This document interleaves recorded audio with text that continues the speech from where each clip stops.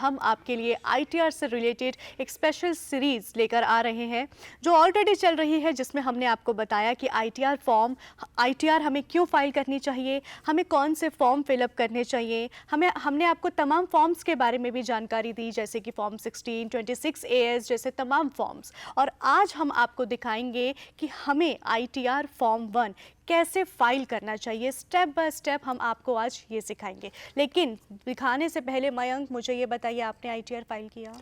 देखिए अंशु, अभी तक तो नहीं किया है, लेकिन बहुत जल्दी मैं अपना डेटा कंपाइल करके अपना आईटीआर फाइल करने वाला हूं। और जैसा कि आपने आईटीआर 1 का जिक्र किया है, तो अगर आप असेसी हैं जिनकी इनकम सैलरी से होती है या पेंशन से होती है या अदर सोर्सेज से आपकी इनकम है, तो आईटीआर 1 फाइल करना आज सीख लीजिए। वक्त हो गया है फाइनेंस के फंडे में जानने का, आईटीआर 1 की फाइलिंग।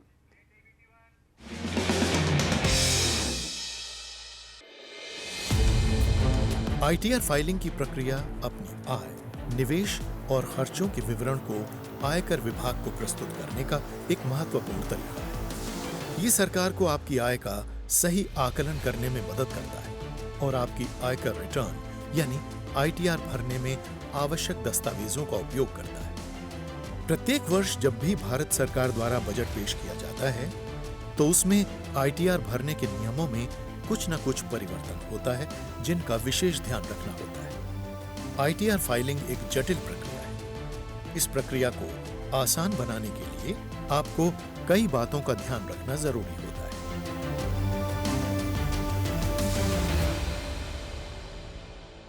दोस्तों, आज हम चर्चा करेंगे इनकम टैक्स रिटर्न्स के बारे में।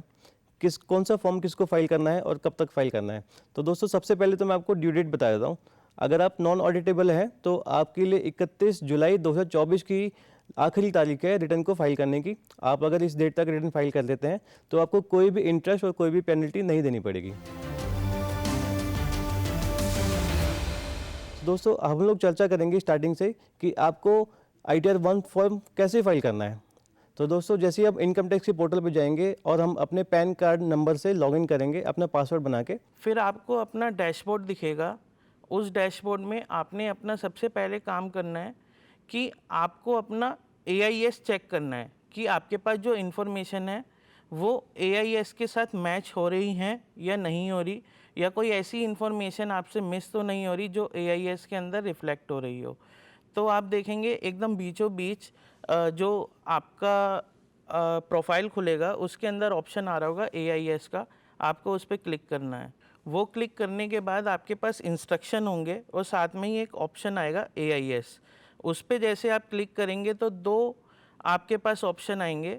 लेफ्ट हैंड साइड पे आएगा टीआईएस का ऑप्शन और राइट हैंड साइड पे आएगा एआईएस का ऑप्शन। टीआईएस के ऑप्शन के अंदर समरी होती है कि आपकी जितनी भी इनकम्स हैं उसकी वो समरी दे देगा कि टोटल आपकी सैलरी इनकम इतनी है, आपका इंटरेस्ट का इनकम इतना है, आपकी कोई अदर इनकम है जैसे कमीशन इनकम हो गई या बिजनेस इनकम हो गई या जीएसटी में आपने कितनी टर्नओवर दिखाई है, वो सारी इन्फॉर्मेशन की समरी टीआईएस के अंदर आ जाएगी। और आपने उसे फर्दर अगर ड्रिल डाउन करना है कि आपकी ये इनकम कहाँ कहाँ से आई है, तो वो आपकी इन्फॉर्मेशन आएगी एआईएस के अंदर। तो जैसे भी आपको सहूलियत हो आप वो देख सकते हैं। अगर आपका काम समरी से हो रहा है तो आप समरी पे जाइए और उसमें अगर कन्फ्यूजन है तो फिर आप एआईएस में उसकी डिटेल देख सकते हैं कि मेरी ये इनकम कहाँ कहाँ से रिपोर्ट हुई है। टीआईएस के अंदर आप अपनी सारी इन्फॉर्मेशन वेरीफाई कर लीजिए, जो भी इन्फॉर्मेशन है वो ठीक है या नहीं है। अगर किसी इन्फॉर्मेशन में आपको डाउट आता है या आपको पता है कि ये इन्फॉर्मेशन डबल आ गई है या गलत आ गई है, तो आपको एआईएस में जाना है और उस पर्टिकुलर इन्फॉर्मेशन में फीडबैक देना है और अकॉर्डिंगली आप फीडबैक दे देंगे कि इन्फॉर्मेशन इनकरेक्ट है या ये इस साल से रिलेटेड नहीं है। आप जब अपना एआईएस पूरा चेक कर लेंगे, एआईएस टीआईएस में आपको कोई डिस्क्रिपेंसी नहीं नज़र आती है, तो आपने नेक्स्ट काम करना है कि अपना 26 एएस चेक करना है। 26 एएस का ऑप्शन आपको मिलेगा ई फाइल सेक्शन के अंदर। जैसे ही आप ई फाइल सेक्शन पे क्लिक करेंगे तो वहाँ अलग से ऑप्शन आएगा फॉर्म 26 एएस का। उसके अंदर आप अपना असेसमेंट ईयर सेलेक्ट करेंगे 24-25। जो भी आपका टीडीएस कटा होगा वो आपका 26 एएस के अंदर रिफ्लेक्ट हो रहा होगा। तो उसके अंदर आप वेरीफाई कर लीजिए कि आपका ये सारी इनकम रिफ्लेक्ट हो गई हैं और आपका TDS 26AS के अंदर आ गया है या नहीं आया है। अब ये दोनों फॉर्म आप जब वेरीफाई कर लेंगे AIS TIS और फॉर्म 26AS, उसके बाद आप अपनी रिटर्न दायर करने के लिए तैयार हैं। लॉगिन करने के बाद हमारे पास फाइल नाउ का ऑप्शन आएगा। हम फाइल नाउ पे क्लिक करेंगे तो हमारे पास ऑप्शन जो ओपन होगा उसमें हमसे वो पूछेगा कि आपका ITR फॉर्म कौन सा है। ITR 1 हम जैसे सेलेक्ट करेंगे तो उसमें नीचे इन्फॉर्मेशन पूछेगा कि आपकी इनकम 50 लाख से कम है, या आपका जो 1 हाउस प्रॉपर्टी की इनकम है, या आपकी एग्जम्प्ट इनकम 5000 से कम है और आपकी अदर सोर्स की इनकम है, तो आप इस फॉर्म के लिए एलिजिबल हैं। तो जैसे हम इसमें कंटिन्यू करेंगे तो आपका फॉर्म ओपन हो जाएगा, और फॉर्म ओपन होने के बाद आपको सबसे पहले इन्फॉर्मेशन जो आएगा पर्सनल इन्फॉर्मेशन के बारे में आएगा। पर्सनल इन्फॉर्मेशन पे जैसे हम क्लिक करेंगे, क्लिक करने के बाद उसमें हमारी ऑटो फिल्ड इन्फॉर्मेशन आएंगी, लाइक आपका name, date of birth, PAN number वगैरह, आधार कार्ड वगैरह, मोबाइल नंबर, ईमेल आईडी, ये सब आपका ऑटो फिल्ड आ जाएगा। और उसके बाद आपका जो इन्फॉर्मेशन है, जैसे कि वो उसमें पूछता है कि आपको कौन से सेक्शन के अंदर रिटर्न फाइल करनी है। तो अगर हम लोग within due date file कर रहे हैं तो 139(1) के अंदर फाइल कर रहे हैं हम लोग, तो उस पर 139(1) पे क्लिक कर देंगे और हम आगे प्रोसीड कर जाएंगे। तो उसमें इन्फॉर्मेशन ये पूछाएगा कि आप न्यू रिज्यूम में फाइल करना चाहते हैं या ओल्ड रिज्यूम में फाइल करना चाहते हैं। तो दोस्तों इंपॉर्टेंट ये है ये जानना कि आपको बेनिफिट किस में है। अगर आपको बेनिफिट न्यू रिज्यूम में मिल रहा है तो आप न्यू रिज्यूम में ऑप्ट करेंगे, अगर आपको ओल्ड रिज्यूम में है तो ओल्ड रिज्यूम में ऑप्ट करेंगे। सैलरीड पर्सन के लिए इंपॉर्टेंट चीज़ ये है कि अगर उसने अपना TDS जो कटवाया है एम्प्लॉयर से, अगर ओल्ड रिज्यूम में कटवाया है लेकिन उसको रिटर्न फाइलिंग के टाइम भी पता लग रहा है कि उसको न्यू रिज्यूम में बेनिफिट है, तो वो न्यू रिज्यूम में स्विच कर सकता है। ये बेनिफिट सिर्फ और सिर्फ सैलरीड क्लास पर्सन के लिए है। तो अगर आप न्यू रिज्यूम पे सिलेक्ट करते हैं तो न्यू रिज्यूम सेलेक्ट करने के बाद आपको जितनी भी एग्जेम्पशन लिस्ट है वो आपको कोई भी नहीं मिलती है, सिर्फ और सिर्फ कुछ टैक्स रेट जो उन्होंने सब्सिडाइज कर दिए हैं उसका बेनिफिट आपको मिल जाएगा। तो उस बेनिफिट के हिसाब से अगर आपको टैक्स कम लग रहा है ओल्ड रिज्यूम के कंपैरिजन में, तो फिर हम आपको न्यू रिज्यूम सेलेक्ट करने के लिए ऑप्शन भी सिलेक्ट करना चाहिए। जब आप न्यू रिज्यूम पे सिलेक्ट करेंगे तो नेक्स्ट आपसे फिर वो बैंक डिटेल के लिए पूछेगा। तो आपके बैंक डिटेल जो एडिड हैं और अगर आपने कुछ नए bank account during the year खुलवाए हैं तो आप उसकी इन्फॉर्मेशन इसमें डाल देंगे, उसमें bank account number, IFSC code वगैरह उसमें फिल कर देंगे। जैसे आप बैंक डिटेल पे फिल कर देंगे तो आप कंटिन्यू पे कन्फर्म पे जाके प्रोसीड कर सकते हैं।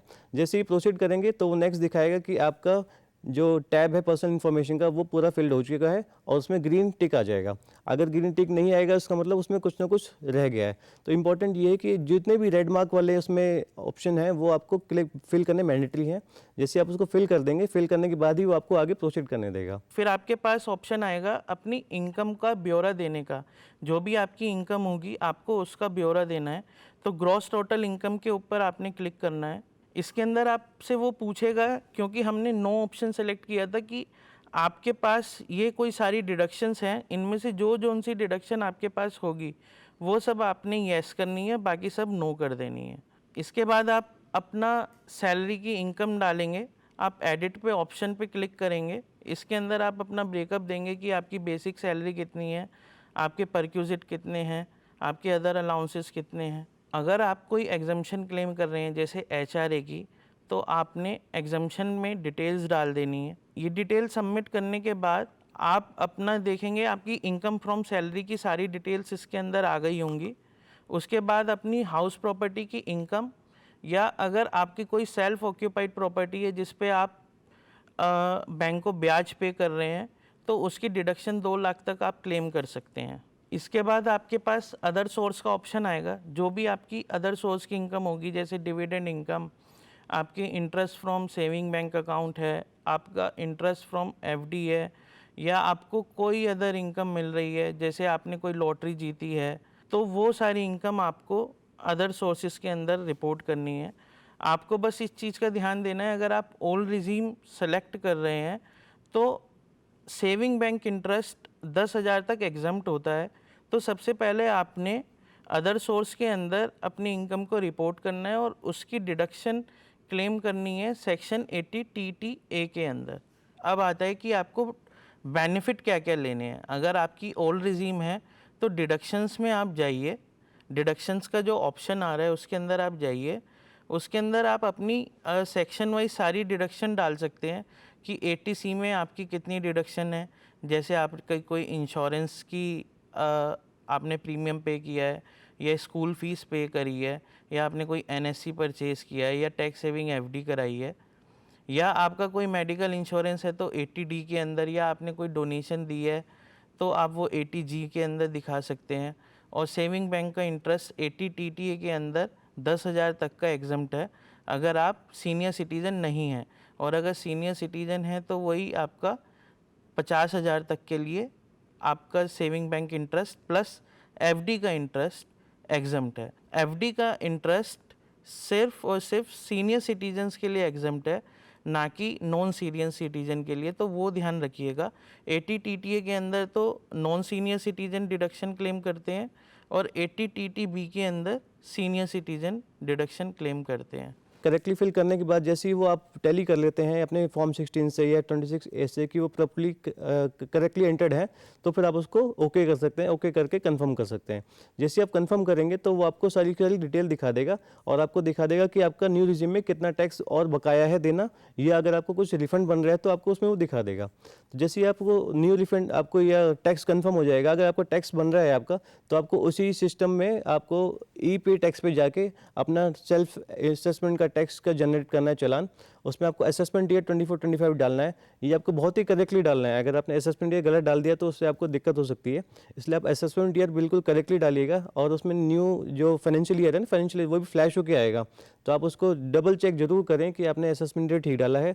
और आपका जो असेसमेंट ईयर वो जो टैक्स का कोड है सेल्फ असेसमेंट टैक्स, वो बिल्कुल करेक्ट होना चाहिए।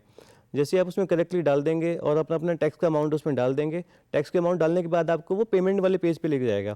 तो आप उसमें देखेंगे मल्टीपल ऑप्शंस पेमेंट के लिए अवेलेबल है, लाइक नेट बैंकिंग से पे कर सकते हैं आप उसको यूपीआई से भी पे कर सकते हैं, डेबिट कार्ड से भी पे कर सकते हैं, या एनईएफटी आरटीजीएस के थ्रू भी पे कर सकते हैं बैंक काउंटर पे जाके। तो अगर आप उसमें जो भी एक ऑप्शन आपको कन्वीनियंट हो आप वो उससे पे कर सकते हैं। तो जनरली नेट बैंकिंग बहुत कन्वीनियंट रहता है, क्योंकि आप जैसे नेट बैंकिंग से पे करते हैं तो वो इंस्टेंट बेसिस पे आपको चालान जनरेट करके दे देता है। तो जैसे ही आप अपना चालान जनरेट कर लेते हैं, चालान जनरेट करने के बाद अपने फिर से दोबारा से फॉर्म पे आते हैं। फॉर्म पे आपको सेल्फ असेसमेंट वाले टैब में आपको चालान की इन्फॉर्मेशन डालनी है। चालान में कुछ इन्फॉर्मेशन बहुत ही इंपॉर्टेंट होती है। सबसे पहले बीएसआर कोड आपको उसमें पंच करना होता है, डेट जिस डेट को आपने वो चालान पे करा है वो डेट पंच करना होता है, और वो चालान नंबर, सीरियल चालान नंबर जो होता है वो बहुत इंपॉर्टेंट होता है, वो आपको उसमें फॉर्म में पंच करना है। वो डालने के बाद अमाउंट पंच करना है। जैसे आप ये चीज़ डाल देंगे तो आपकी टैक्स की लायबिलिटी अगर कुछ जो हमारी कैलकुलेट होकर आई थी न्यू रिजिम में, वो हमारी जीरो हो जाएगी। उसके बाद हम लोग रिटर्न फाइल करने के लिए बिल्कुल रेडी हैं। तो जैसे हम लोग लास्ट कंफर्म करेंगे, प्रोसीड करेंगे, तो आपको प्रीव्यू रिटर्न दिखाएगा।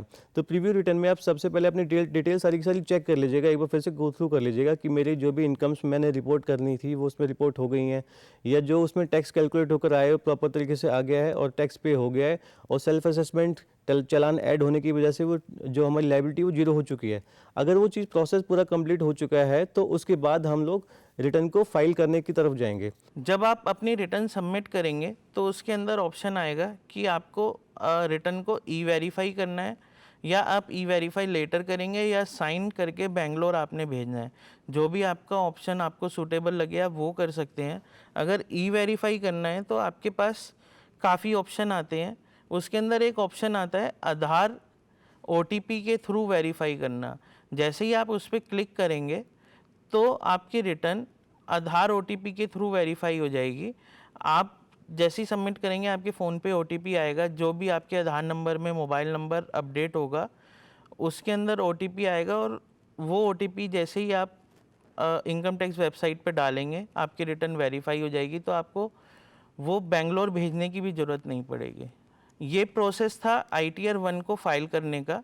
ये बहुत ही सरल प्रोसेस है। अगर आप चाहें तो घर बैठे अपनी रिटर्न को बहुत ही आसानी से दायर कर सकते हैं और ई वेरीफाई भी कर सकते हैं।